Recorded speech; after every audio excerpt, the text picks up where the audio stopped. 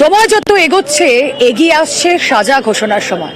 Sealdah court চত্বর থেকে আপনাদের সঙ্গে নিউজ 18 বাংলায় আমি রুমেলা রয়েছি। সরাসরি সব খবর সবার আগে আপনাদের সামনে তুলে ধরছেন আমাদের প্রতিনিধিরা। আমি আমার সহকর্মী বিপুল ঘোষকে বলবো একবার ছবিটা দেখাতে। আমি যেখানে দাঁড়িয়ে রয়েছি এই শিয়ালদা কোর্ট চত্বর, কিভাবে ত্রিস্তরীয় নিরাপত্তা বলয় ঘিরে ফেলা হয়েছে আপনাদেরকে দেখাবো। যে কিছুক্ষণ আগে সঞ্জয় রায়কে নিয়ে আসা হয়েছে এই শিয়ালদা কোর্টে, প্রবেশ করেছে সঞ্জয় রায়। এই শিয়ালদা কোর্টের বাইরে এই মুহূর্তে পুলিশের গাড়ি দাঁড়িয়ে রয়েছে, যেই গাড়িতে গাড়ি ভর্তি পুলিশ তাকে নিয়ে আসে একেবারে কর্ডন করে। এবং শিয়ালদা কোর্টে আমরা দেখতে পাচ্ছি সেই ছবি যেখানে ভেতরে যে প্রিজন ভ্যান রয়েছে, যে সাদা প্রিজন ভ্যান রয়েছে, তাতে করেই নিয়ে আসা হয় সঞ্জয় রায়কে। সঞ্জয় রায় ইতিমধ্যেই মিনিট 15 আগে প্রবেশ করেছে শিয়ালদা কোর্টে। আমাদের প্রতিনিধিরাও রয়েছেন সঙ্গে। শিয়ালদা কোর্টে যেই সময় সঞ্জয় রায়কে নিয়ে যাওয়া হলো সেই সময় তার জেস্চার কেমন ছিল, এবং এই যে নিরাপত্তা বলয় না, গত শনিবার মানে 18ই জানুয়ারি যেদিন রায় ঘোষণা হয় সেদিন নিরাপত্তার এই ঘেরাটোপ ছিল না। নিরাপত্তা আজ আরো জোরদার করা হয়েছে, সেই নিরাপত্তার বিষয়টাও জানবো। আমাদের দুই প্রতিনিধি এই মুহূর্তে রয়েছেন সঙ্গে রয়েছেন প্রতিনিধি অমিত এবং রয়েছেন রৌনক। আমি শুরুতেই একবার অমিতের কাছে যাই, কারণ অমিত যেখানে ছিল সেখান থেকে সঞ্জয় রায় যখন প্রবেশ করে, এই সঞ্জয় রায় অভিযুক্ত সঞ্জয় রায় শনিবার পর্যন্ত ছিল। শনিবার থেকে দোষী সাব্যস্ত হয়ে গিয়েছে সঞ্জয় রায়। আজ তার ভাগ্য লিখন, মৃত্যুদণ্ড না যাবজ্জীবন, অবশ্যই সেদিকে আমাদের নজর রয়েছে। কিন্তু অমিত, যখন এই সাদা প্রিজন ভ্যানে করে বিশেষ গাড়ি করে নিয়ে আসা হলো সঞ্জয় রায়কে, তখন তাকে দেখে কি মনে হলো, কি তার বডি ল্যাঙ্গুয়েজ ছিল?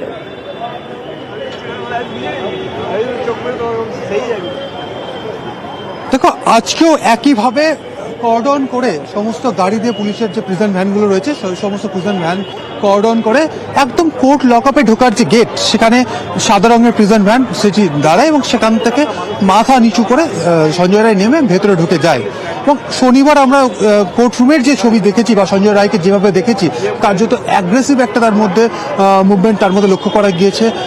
বিচারকের দিকে সরাসরি বলে যে স্যার আপনি জানেন যে আমি নির্দোষ, এই ধরনের যে মন্তব্য, যা শনিবার কিন্তু যথেষ্ট কিন্তু তাকে দেখা যাচ্ছিল যখন তাকে দোষী সাব্যস্ত করা হয়েছে 3টি ধারাতে। এবং যখন বিচারকের তরফে তাকে বলে দেওয়া হয়েছে যে 3টি ধারায় তাকে দোষী সাব্যস্ত করা হলো, সেই 3টি ধারার মধ্যে 2টি ধারা, অর্থাৎ ধর্ষণের কারণে মৃত্যু বা ধর্ষণের জেরে নির্যাতিতা তরুণী চিকিৎসকের মৃত্যু হয়েছে, অন্যদিকে শ্বাসরোধ করে গলা টিপে তাকে খুন করা হয়েছে।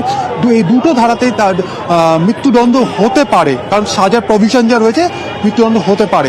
এই যে যখন তিনি বিষয়টি জানতে পারলেন, অর্থাৎ সঞ্জয় রায় যখন শুনলেন যে তাকে 3টি ধারাতে দোষী সাব্যস্ত করা হলো, তারপরে তার মধ্যে যে অ্যাগ্রেসিভ যে একটা ভাব মানে চিত্র কিন্তু ফুটে এসেছিল আদালত কক্ষে। তিনি স্পষ্টত বিচারকের দিকে তাকিয়ে বিচারকের দিকে কার্যত বলেছেন যে স্যার আপনি জানেন যে আমি নির্দোষ। কারণ তিনি যুক্তি দিচ্ছিলেন ওই দিন, যে আমরা শুনেছি আদালত কক্ষে, যে তার গলাতে নাকি একটি রুদ্রাক্ষের মালা ছিল। তিনি বলছেন যে সেমিনার রুমে যদি তিনি ধস্তাধস্তি করতেন তাহলে সেই মালাটি ছিঁড়ে যেতে পারতো, সেটি ছিঁড়ে যায়নি। এমনকি পুলিশ সেটি বাজেয়াপ্তও করেছিল না, বা সেটি বাজেয়াপ্ত করেনি। যখন তিনি জেল হেফাজতে রয়েছেন, জেলে যাওয়ার সময় যে প্রভিশন যেটা রয়েছে, জেলে কাউকে যখন কোনো অভিযুক্ত আসামিকে যখন জেলে পাঠানো হয়, তার শরীরে কোনো কিছুই থাকবে না, যেমন আংটি, গলায় কোনো মালা থাকলে বা গলায় কোনো চেন থাকলে এই সমস্ত কিছু খুলে জমা রাখতে জেল কর্তৃপক্ষের কাছে। তাকে যখন জেল হেফাজতে পাঠানো হয়েছিল তখন সে জেলে গিয়ে সেই রুদ্রাক্ষের মালা খুলে দিয়েছিল। সে আদালতের কাছে বলার চেষ্টা করেছে তিনি ঘটনার সঙ্গে যুক্ত চান, অন্য কেউ যুক্ত রয়েছে, বাকিরা সাজা পাচ্ছেন না, তাকে কিন্তু ফাঁসানো হয়েছে। আজকে 12:30টায় এজলাস বসতে চলেছে এবং এজলাসে সঞ্জয় রায়ের বক্তব্য আদালত শুনবে। তিনি আদালতের কাছে কি বলছেন, অর্থাৎ শনিবার এই শিয়ালদা কোর্ট থেকে তিনি যখন দোষী সাব্যস্ত হওয়ার পর প্রেসিডেন্সি সংশোধনাগারে ফিরে যান। 1/22 3 নম্বর সেলে একাই ছিলেন বা একা তাকে রাখা হয়। এবং আমরা জেল সূত্রের যেটা খবর বা প্রেসিডেন্সি সংশোধনাগার সূত্রে আমরা জানতে পেরেছি, কার্যত চুপচাপ হয়ে গিয়েছিলেন সঞ্জয় রায়, বা চুপচাপ ছিলেন। কারারক্ষীদের সঙ্গে তিনি কথা বলেননি, এই তথ্য কিন্তু সামনে এসছে, আমরা জানতে পেরেছি সূত্র মারফত। সেই জায়গা থেকে এই চুপ থাকার পেছনে কি অন্য কোনো কৌশল, এই চুপ থেকে কি অন্য কিছু ভাবছেন সঞ্জয় রায়?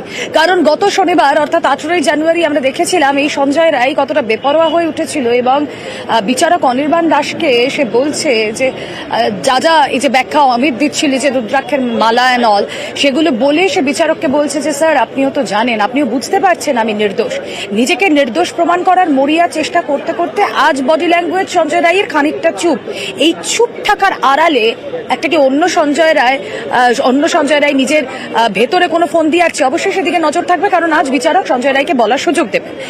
তার পাশাপাশি এই যে আপনাদেরকে বারবার বলছি নিরাপত্তার বিষয়টা, এই নিরাপত্তার ঘেরাটোপ ঠিক কতটা আমি তো দেখালাম, এবং আপনাদেরকে বলে রাখি যে র্যাপিড অ্যাকশন ফোর্স তাও কিন্তু এখানে মোতায়েন রয়েছে, এবং ডিসি পদমর্যাদার আধিকারিকরা, অফিসাররা, উচ্চপদস্থ আধিকারিকরা, তাদের তত্ত্বাবধানে এই গোটা বিষয়টা মনিটরড হচ্ছে। প্রচুর পুলিশ রয়েছে চতুর্দিকে, পুলিশের 6 লাখ কার্যত এলাকা, এবং সাধারণ মানুষ যে উৎসুক মুখের ভিড় আমরা সকালে দেখতে পাচ্ছিলাম এই ব্যারিকেডের ওপারে, সেই মুখগুলো এখন আর দেখা যাচ্ছে না। তার কারণ এখানে তো পুলিশের গাড়ি, তার পাশাপাশি পুলিশ ওখানে একেবারে সেই হিউম্যান চেইন করে যেন দাঁড়িয়ে রয়েছে, যাতে সেখানে কেউ ঢুকতে না পারে। অর্থাৎ আজ কোন রকম ফাঁক ফোকর গলেও যেন কোনো অপ্রীতিকর ঘটনা না ঘটে, সেই কারণে পুলিশ প্রস্তুত রয়েছে।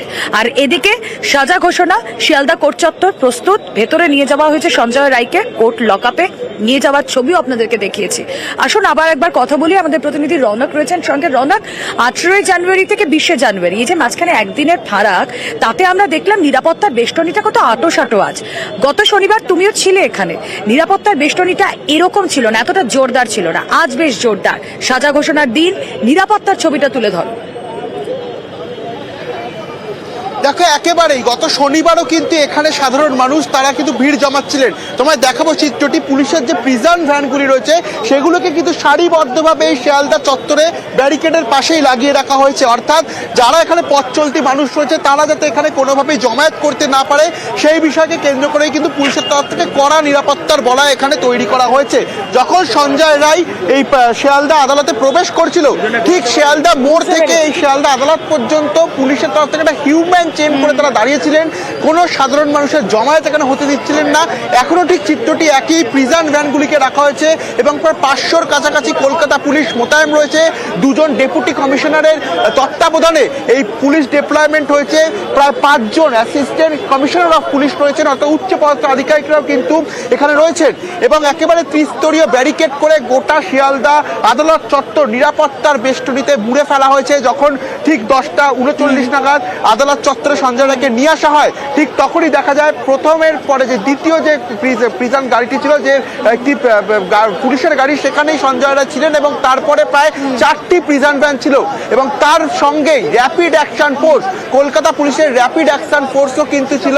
অর্থাৎ যাতে কোনো রকমভাবে অপ্রীতিকর কোনো পরিস্থিতি না ঘটে, সেই বিষয়কে কেন্দ্র করে একেবারে শিয়ালদা মোড় থেকে পুলিশের হিউম্যান চেন, এখনো কিন্তু শিয়ালদা আদালত চত্বরে কড়া নিরাপত্তার বেষ্টনী তৈরি করা হয়েছে, ত্রিস্তরীয় ব্যারিকেড করা হয়েছে, এবং ঠিক এই ব্যারিকেডের বাইরেই কিন্তু যে কলকাতা পুলিশের প্রিজন ভ্যান, সেই প্রিজন ভ্যানগুলিকে সারিবদ্ধভাবে লাগিয়ে রাখা হয়েছে, যাতে কোনো রকমভাবেই পথ চলতি যারা মানুষ তারা ভিড় জমাতে না পারেন, এবং আজকের এই দিনে কোনো রকমভাবেই যাতে কোনো অপ্রীতিকর ঘটনা না ঘটে, সেই কারণেই কিন্তু কলকাতা পুলিশের তরফ থেকে নিরাপত্তায় আঁটোসাঁটো করা হয়েছে গোটা শিয়ালদা চত্বর। ইতিমধ্যে প্রায় 500 জনের কাছাকাছি কলকাতা পুলিশ কিন্তু এই চত্বরে মোতায়েন রয়েছে।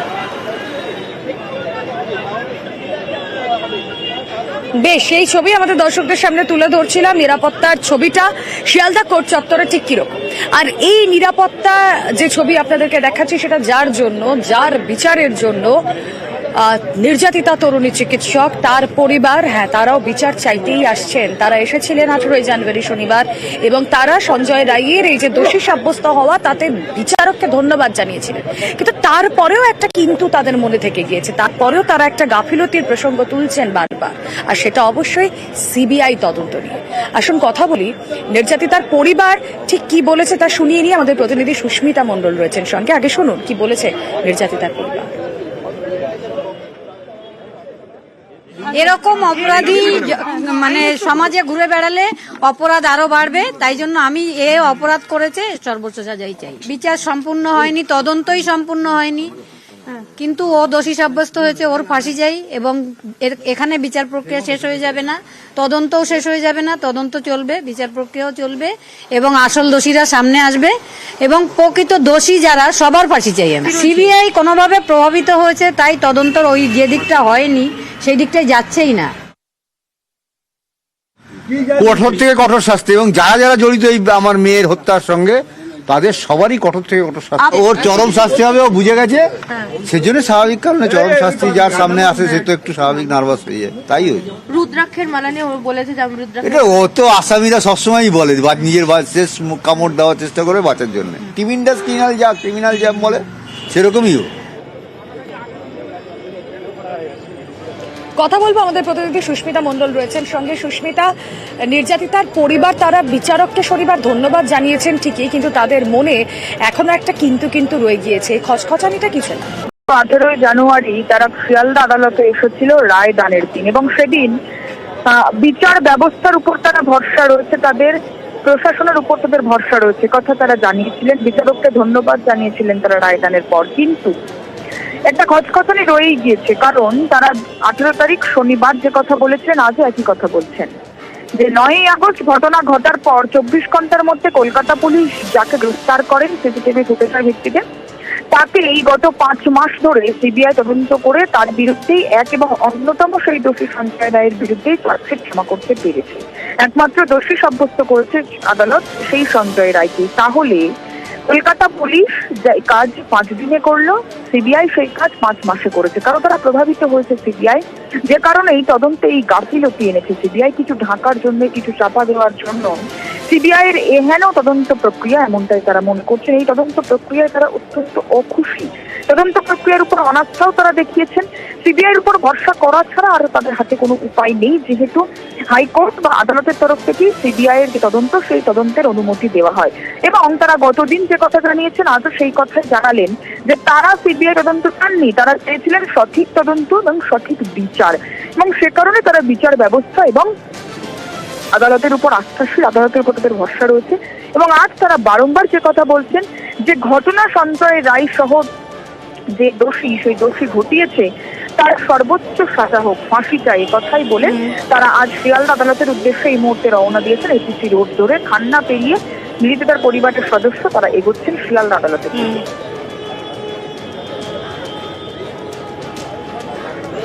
বেশ, আমাদের নজর থাক শিয়ালদা আদালতের দিকে। শিয়ালদা আদালতের উদ্দেশ্যে রওনা দিয়েছেন নির্যাতিতার পরিবার।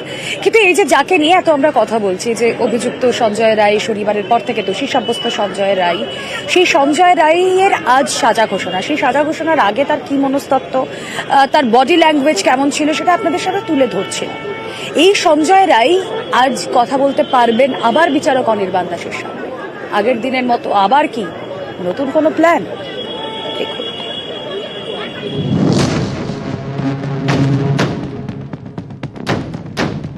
চোখ দেখে যায় চেনা, এই চোখ সঞ্জয় রায়ের। আরজি করের ডাক্তারকে ধর্ষণ খুনে দোষী সাব্যস্ত সঞ্জয় রায়। শনিবার দোষী সাব্যস্ত, সোমবার সাজা ঘোষণা। শেষ মুহূর্তেও নানা কাহিনী খাড়া করে বাঁচার চেষ্টা করছে সঞ্জয়। এমন সব কথা বলছে যা তার মুখে আগে কখনো শোনা যায়নি। যেমন শনিবার শিয়ালদা আদালতে সঞ্জয় বলে রুদ্রাক্ষের মালার কথা। নিজেকে নির্দোষ প্রমাণ করতে রুদ্রাক্ষের মালা হাতিয়ার করতে চেয়েছিল। বিচারককে সে বলে, আমাকে ফাঁসানো হয়েছে, আমার গলায় রুদ্রাক্ষের মালা আছে, আমি ধস্তাধস্তি করলে সেটা ছিঁড়ে যেত, আমাকে ফাঁসানো হয়েছে, আমি এই কাজ করিনি, যারা করেছে তাদের কেন ছাড়া হচ্ছে? অপরাধীরা শেষ মুহূর্ত পর্যন্ত নিজেকে নির্দোষ প্রমাণের চেষ্টা করে, নিজেকে বাঁচাতে নানা কাহিনী খাড়া করে। সঞ্জয় রায়ের গলাতেও এখন রুদ্রাক্ষের মালার তত্ত্ব।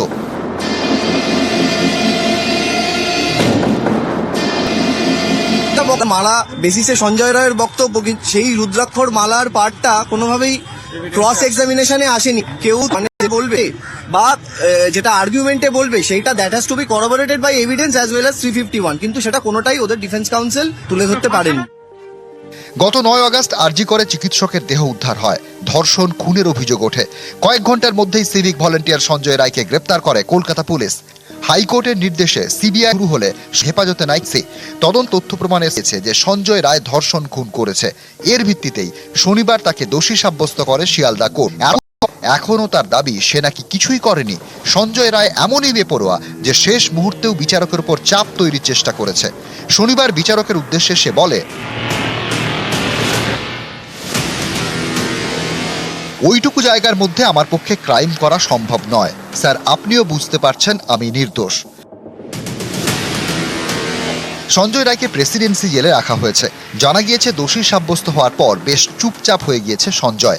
আগে নাকি চনমনে থাকতো, চুপচাপ হয়ে কি নতুন কোনো গল্প সাজাচ্ছে সঞ্জয়? নিউজ 18 বাংলা।